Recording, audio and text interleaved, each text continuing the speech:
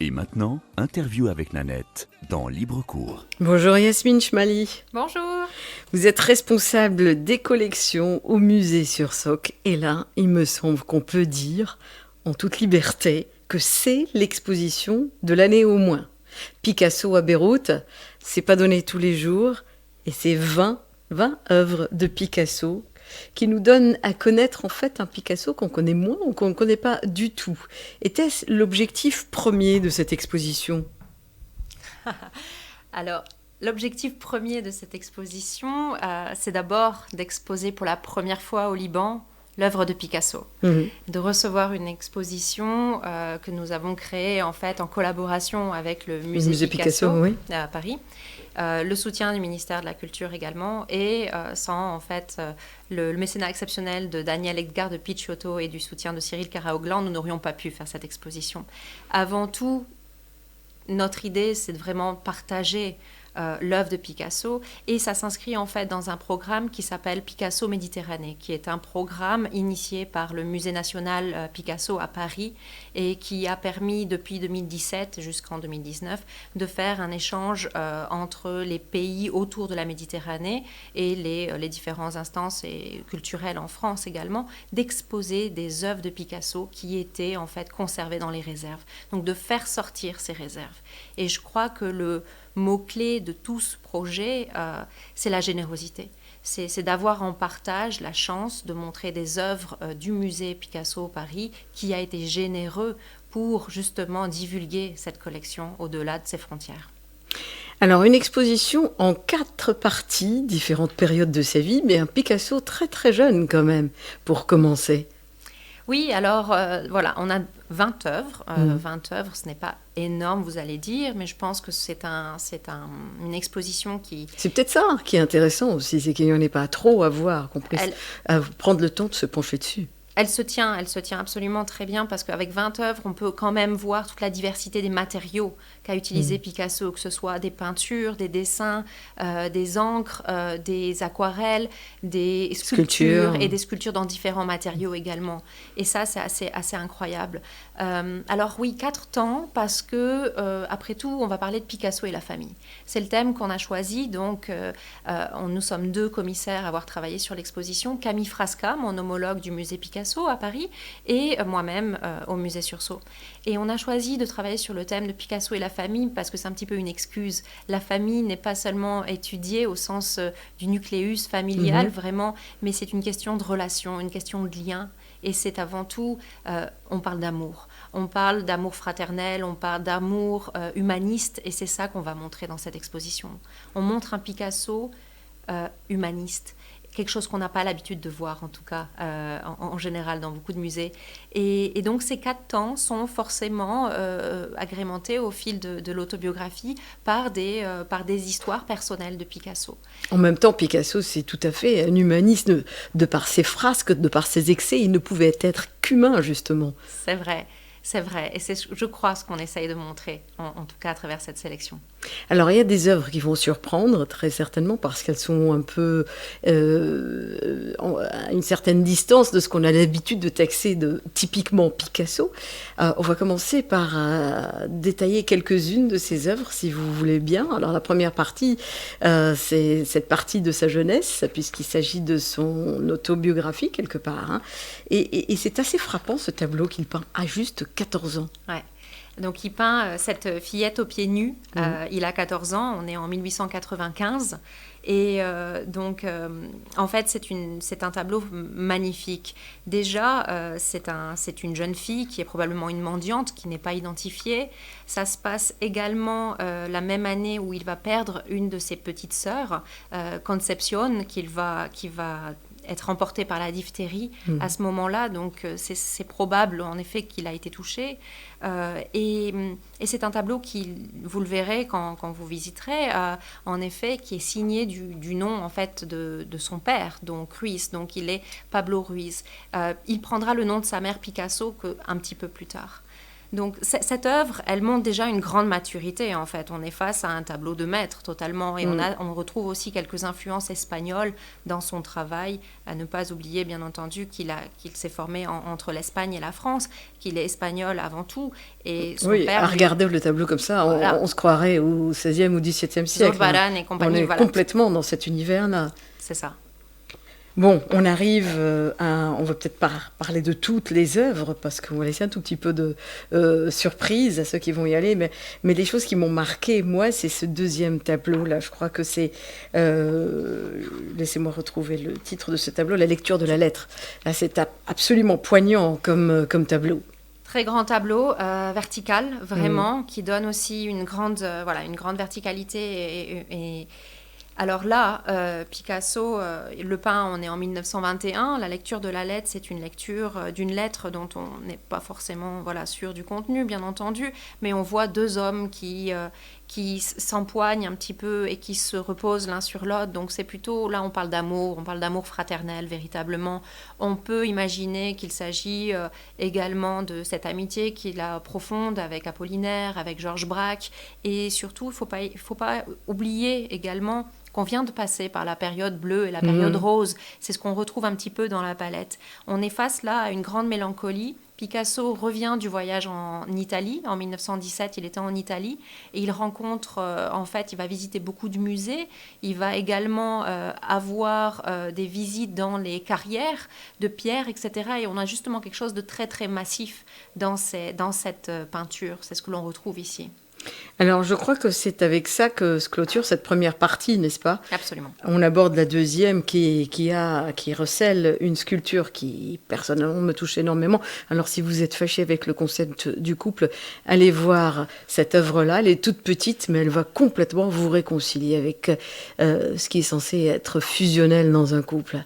Il y en a plusieurs des œuvres fusionnelles chez Picasso, mais en effet, celle-là... Elle est particulièrement touchante. Elle est toute petite. Elle est en bois. Voilà, elle fait à peine la taille d'une paume d'une main. C'est quelque chose qui est assez fabuleux quand on a la chance de pouvoir approcher de près cette œuvre. Il s'en dégage une sensualité absolue là. Totalement. Alors, ce couple a été fait en 1930. On est à Boisgeloup.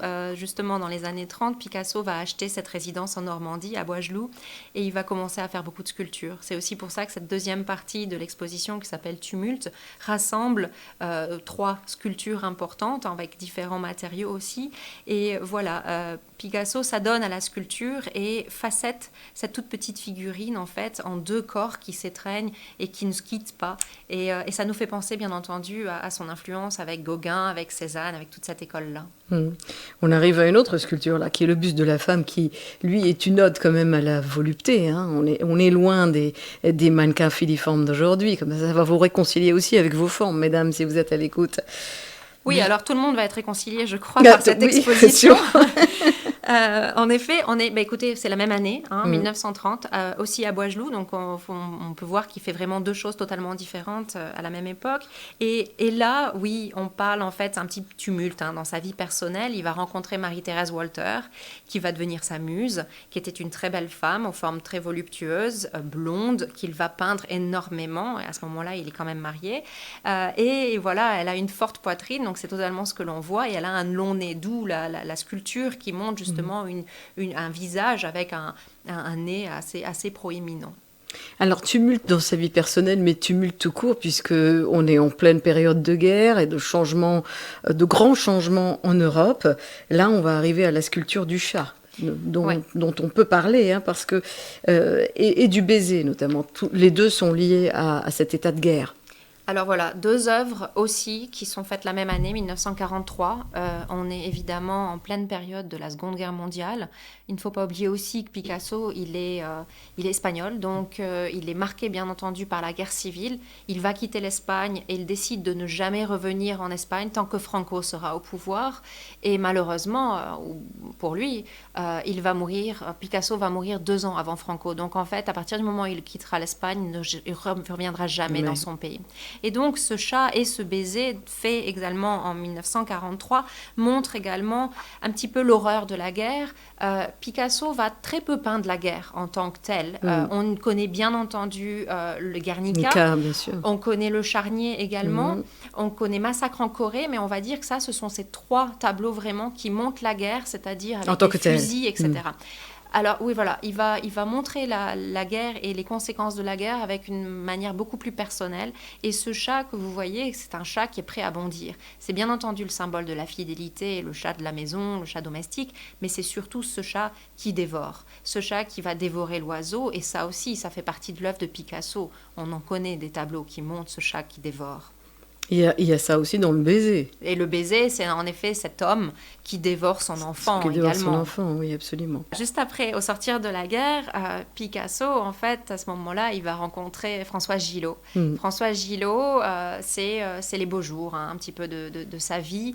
Il va être père pour la 3e et 4e fois, donc il aura 2 enfants. Et il va s'installer dans le sud de la France. Il va être très médiatisé. Là, Picasso, à ce moment-là, a 65 ans, 66 ans à peu près. Donc, il est quand même très connu. Il n'a plus grand-chose à prouver. Il est très médiatisé. Il est sur la Côte d'Azur. Il a une famille adorable et il va beaucoup jouer avec ses enfants. Et ses enfants vont beaucoup jouer avec lui. Donc, toute cette phase de création également pour lui, c'est une phase où il va créer des objets pour ses enfants. Ses enfants vont également lui prêter leurs couleurs un petit peu primaires. Donc, on voit cette liberté, cette légèreté dans la création de Picasso, où il s'affiche père, mais aussi chef de tribu, et il célèbre l'enfance véritablement.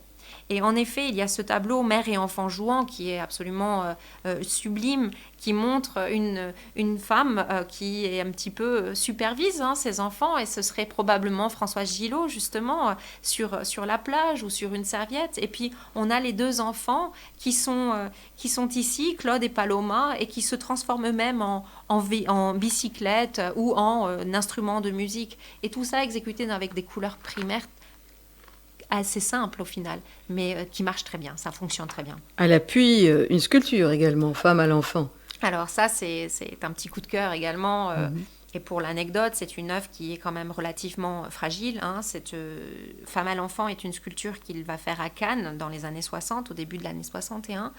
Et c'est de la tôle ondulée. Picasso lui-même faisait des petits modèles en fait en carton. Et il lui-même ne pliait pas la tôle. Donc, il a demandé à un fondeur de faire cette sculpture avec lui, bien entendu. Et cette tôle ondulée et sublime a fait partie d'un petit corpus dans les collections du musée Picasso. Il n'y en a pas plus que 6. Donc, c'est vraiment un petit corpus. Donc, on est très, très chanceux d'avoir cette sculpture qui est relativement grande. Elle fait presque 1m30 quand même de haut. Et c'est la célébration de l'enfance, parce qu'on a cette femme qui, justement, lève les bras vers le ciel en portant son enfant, comme un hymne à l'amour, un hymne à la joie, voilà. 4e partie de l'exposition Famille romanesque. Pourquoi famille romanesque? Alors, les romanesques, c'est essentiellement parce que quand on a mis côte à côte ces œuvres de la fin de la carrière de Picasso, là on est dans les années 70, 72, donc c'est vraiment quelques mois avant qu'il ne décède en 1973, on se rend compte qu'à travers ces portraits de famille en quelque sorte, il rassemble toutes les influences qu'il a connues dans sa vie. Et c'est justement là que je crois que le public libanais va reconnaître Picasso et va apprécier cette peinture lâchée, où il n'y a plus de code, où il y a des grands aplats de couleurs et des formes relativement simples. Picasso se fiche presque des conventions à partir de 1970. Il n'a plus grand-chose à prouver. Et ces familles romanesques, en fait, elles sont issues du monde espagnol, des mousquetaires, des corridas. On a aussi un regard un petit peu autobiographique avec un portrait ou une peinture qui représente le peintre et l'enfant. Et le peintre et l'enfant, exécuté à Mougins, c'est en fait probablement le peintre Picasso avec Claude, son petit garçon, puisqu'il lui apprend à peindre, mais c'est probablement aussi Picasso quand il était enfant et son père, puisque son père était peintre et son père était professeur de peinture. Et le corps de ce père, que ce soit Picasso ou le père de Picasso, si on regarde ce corps, on a l'impression de voir un métronome, voir le passage du temps. Et c'est justement la passation en fait du pinceau qui se passe dans ce tableau. Belle image en tout cas sur laquelle se termine cette exposition. Alors Picasso au musée sur Soc, c'est jusqu'au 6 janvier. Picasso et la famille, c'est comme ça que ça s'appelle. C'est une très belle initiative du musée sur Soc. Yasmine Chemali, merci beaucoup d'être venue me parler de cette exposition en espérant qu'on aura l'occasion de se revoir pour d'autres grands maîtres de la peinture.